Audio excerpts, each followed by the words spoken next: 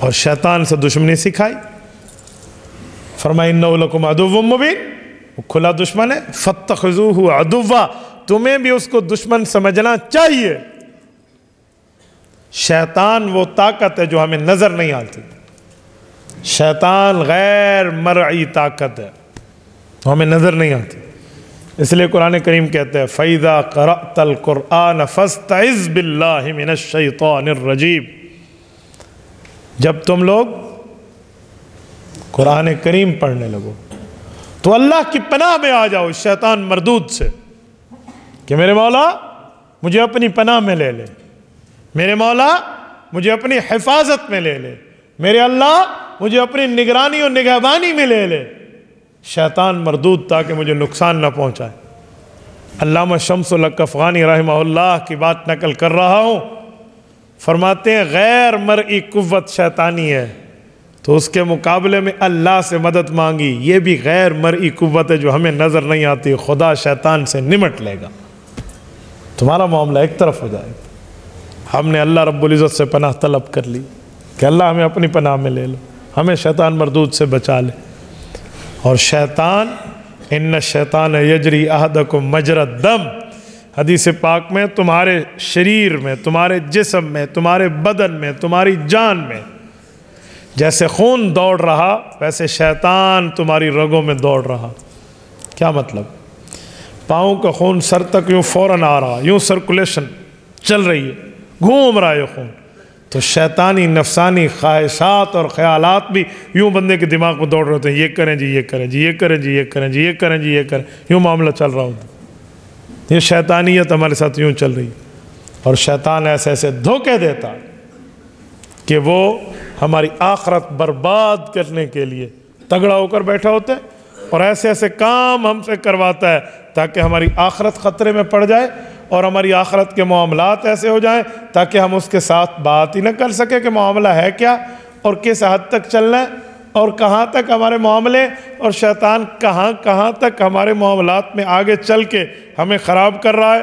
اور میں آپ کے سامنے قرآن کریم پیش کرتا ہوں جس میں رب العزت نے ہمیں شیطان سے بچنے کی بات ارشاد فرمائی۔ سورۃ فاطر ہے، آیت نمبر 5 ہے، یہ سورۃ نمبر 35 ہے اور آیت نمبر 6 ہے۔ ان دو آیات میں رب کریم نے ہمیں شیطان سے بچنے کی بات فرمائی۔ فرمایا یا ایھا الناس ان وعد اللہ حق فلا تغرنکم الحیات الدنیا ولا یغرنکم باللہ الغرور۔ کیا ہے لوگو؟ یقین جانو اللہ کا وعدہ سچا ہے، جو اللہ نے بات کی ہے وہ حق ہے، لہٰذا تمہیں یہ دنیاوی زندگی میں ہرگز دھوکے میں نہ ڈالے، اور نہ اللہ کے معاملے میں شیطان تمہیں دھوکے میں ڈالے۔ اور یاد رکھنا شیطان بہت بڑا دھوکے باز ہے۔ ان الشیطان لکم عدو، شیطان آپ کے لیے دشمن ہے، فاتخذوہ عدوا، اسے اپنا دشمن سمجھو۔ انما یدعو حزبہ لیکونوا من اصحاب السعیر، شیطان کی کوشش یہ ہے کہ وہ اپنے ماننے والوں کو اس بات پہ ایگری کر لیتا ہے تاکہ اس کے فالوورز اس کے ساتھ جہنم کا ایندھن بن جائے۔ یہ ہمیں قرآن کریم بتا رہا ہے۔ شیطان کی چالیں یہ ہیں، شیطان کے معاملات یہ ہیں، شیطان کا طرز یہ ہے، شیطان کی بود و باش یہ ہے، شیطان کے شب و روز کی محنتیں یہ ہیں کہ وہ یہ کام ہمارے ساتھ کرانا چاہ رہا ہے۔ اب ایک سوال ہے، جو شیطان یہ ترتیبیں کر رہا ہے اس سے ہم بچیں گے کیسے؟ اعوذ باللہ من الشیطان الرجیم ہمیں بچائے گی۔ ہم اللہ رب العزت کی پناہ میں آئیں گے تو اللہ کے پاس پہنچنے کے بعد شیطان کی قوت ہمارے اوپر اثر نہیں کر سکے گی۔ یہ ترتیب ہے، جب تک یہ معاملہ نہیں ہے اس وقت تک ہم شیطان سے نہیں بچ سکتے۔ اپنے تئیں، اپنے بھروسے پر، پرسنلی معاملات کو بیس بنا کر کے ہم ذاتی طور پہ شیطان سے بچ جائیں گے؟ جی نہیں۔ شیطان کے پاس بڑے داؤ پیج ہیں، وہ اپنے داؤ لگائے گا، بندہ اس کے داؤ میں پھنس جائے گا۔ مثلا شیطان کے پاس ایک بہت بڑا داؤ یہ ہے، نورانی داؤ میں داؤ ہے، وہ بندے کو توبہ پہلے تو کرنے نہیں دے گا، پہلے گناہ کرائے گا۔ جب بندہ گناہ کر لے گا توبہ کا خیال دل میں لانے نہیں دے گا، خیال آئے گا تو بندے کو کہے گا جھٹک دے، کیا توبہ؟ کیوں؟ تجھے تو عادت تو پڑ گئی ہے اس گناہ کی، گناہ تو نے کرنا ہے، تو توبہ کا فائدہ؟ کیوں گناہ توبہ کر رہا ہے؟ گناہ کی تجھے عادت ہے اور وہ عادت تو نے پورا کرنی ہے۔ مثلا ایک بندے کو بد نظری ہے، عادت پڑ گئی جی میں غلط نظر میں دیکھوں گا، میں نے آنکھ کے چسکے لینے ہیں، وہ ادھر ادھر میں آنکھیں تاڑنے تڑانے کے معاملات پیش نظر ہے، تو یہ بندہ توبہ کرنا چاہے گا، شیطان کہے گا کل تو پھر بد نظری کرے گا، اجی پھر ہی کروں گا، تو آج توبہ کا فائدہ یہ اس کا داؤ ہے، اس چکر میں نہ چلنا۔ کیوں؟ بھائی کل پھر گناہ کرنا ہے، تو اگر کل گناہ ہوگا تو کل پھر توبہ کر لیں گے۔ یہ جو چہرہ ہے ہمارا، ہم صبح گھر سے اٹھ کے بازار جاتے ہیں، گھر سے اٹھ کے اپنے دفتر جاتے ہیں، گھر سے اٹھ کے اپنے کام کاج کے لیے جاتے ہیں، تو چہرہ دھو کے جاتے ہیں۔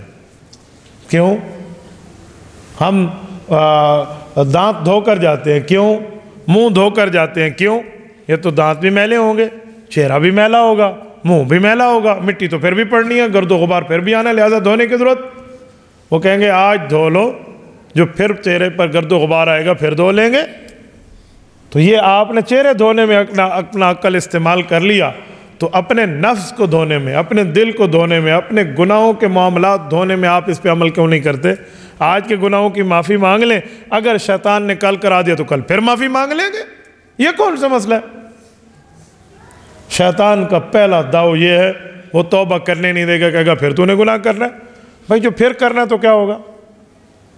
مجھ سے ایک دوست آج جمعہ نماز کے بعد پوچھ رہے تھے، کہتے ہیں حضرت میں توبہ کر لیتا ہوں، لیکن میرے دل میں تو ہے نا کہ میں نے کل گناہ کرنا ہے، تو گناہ کے ارادے پہ توبہ کرنا جائز ہے؟ میں نے کہا جی دو باتیں ہیں۔ پہلی بات یہ ہے کہ اللہ رب العزت طرف سے بات طے ہے کہ جب نیکی کی نیت کرو گے نیکی لکھ لی جائے گی، گناہ کا ارادہ کرو گے گناہ لکھا نہیں جائے گا۔ اور تیرا تو گناہ کا ارادہ بھی نہیں ہے، تیرا تو گناہ کا خدشہ ہے کہ ہو سکتا ہے کل ہو جائے، تو خدشے کے اوپر ہو سکتا ہے نہ ہو، پھر آج تو توبہ کر، یہ بھی شیطانی چال ہے تیرے اوپر۔ کہتے ہیں ہاں بات تو آپ کی ٹھیک ہے۔ تو میں نے کہا ایک بات میں پھر سمجھاتا ہوں تمہیں کہ جی میرے دل میں ہے کل ایسے ہو جائے گا، تو فی الحال جتنا ٹائم ملا نا اس پر معافی مانگ لے، کل والا معاملہ اللہ کے حوالے کر دے۔ اچھا پھر شیطان ایک اور داؤ پیچ چلاتا ہے، وہ کیا ہے؟ وہ کہتا ہے اتنے گناہ ہیں تیرے، اگر بندہ خود کو توبہ پہ تیار کر لے نا تو شیطان توبہ نہیں کرنے دے گا۔ اتنے گناہ ہیں تیرے، یہ ظلم کیا، یہ غیبت کی، یہ بہتان لگایا، یہ بد نظری کی، یہ گالی دی، یہ گانا سنا، یہ جھوٹ بولا ہے، اتنے گناہ۔ ایک لفظ اللہ میری سوری ہے، اللہ میری معافی ہے، اللہ میری توبہ، ایک لفظ کہنے سے معاف ہو جائے گا؟ اتنا جلدی معاف نہیں ہوتا، یعنی اللہ سے نا امید کرتا ہے، اتنا جلدی معاف نہیں ہونا۔ اور بندہ اس بات پہ راضی ہو جاتا ہے کہ واقعی اتنے بڑے گناہ ایک ہی لفظ پہ معاف ہو جائیں گے۔ وہ ہم اپنے معاملات کو دیکھتے ہیں، جیسے کوئی بندہ کسی کی چوری کرے اور اس کو جا کے بتائے بھائی میں نے چوری کی مجھے معاف کر دے، پہلے تو اس نے پکڑ کے تھانے اس کو منہ دکھانا ہے نا وہاں پر، تو کہے گا بندہ معاف نہیں کرتا تو اللہ کیسے کرے گا؟ تو یہ شیطان نے داؤ پیچ جلا لیا اور کہا جی نا نا نا نا نا نا نا، اتنی جلدی معاف نہیں ہوتے، او حج کرنے پڑیں گے، پیسے اکٹھے کر حج پہ جانا پھر شاید معاف ہو جائے، عمرے پہ جانا وہ ترتیب میں کھلیں گے، بعد میں کہا امتداد میں لے جاتا ہے، لمبے معاملے میں لے جاتا ہے تاکہ معاملہ کھٹ میں پڑ جائے۔ شیطان کو اس بات کا جواب سمجھاؤ اور اپنا دماغ صاف کر، میرے اللہ نے گناہوں کی معافی کی ترتیب مجھے بتائی ہے۔ رب کریم فرماتے ہیں ان اللہ یغفر الذنوب جمیعا، کہ تم توبہ کرو میں تمہارے سارے گناہ معاف کرنے پہ قادر ہوں۔ میرا اللہ تو کہہ رہا ہے، اور کتنے گناہ ہو جائیں گے؟ تو کہ اتنے اتنے اتنے اتنے، ذرا دماغ کو کھول، میرے پاک پیغمبر نے حدیث قدسی بیان فرمائی ہے، جامع ترمذی میں موجود ہے، اللہ کے رسول فرماتے ہیں اللہ نے فرمایا یا ابن آدم لو بلغت ذنوبک عنان السماء ثم استغفرتنی غفرت لک ولا ابالی۔ اوے آدم کے بیٹے کتنے گناہ کرے گا، اتنے کرے گا، اتنے کرے گا، اتنے کرے گا کہ آسمان کی نوک تک تیرے گناہ پہنچ جائیں گے، اگر اس کی اتنی مقدار بھی ہو گئی فثم استغفرتنی، پھر تیرے دل میں آیا اللہ معاف کر دے، غلطی کی، غفرت لک ولا ابالی، میں سارے معاف کر دوں گا، مجھے کسی کو باز پرس کی فکر نہیں ہے، رب معاف کر دیں گے۔ تبارك الذي نزل الفرقان على عبده ليكون للعالمين نذيرا.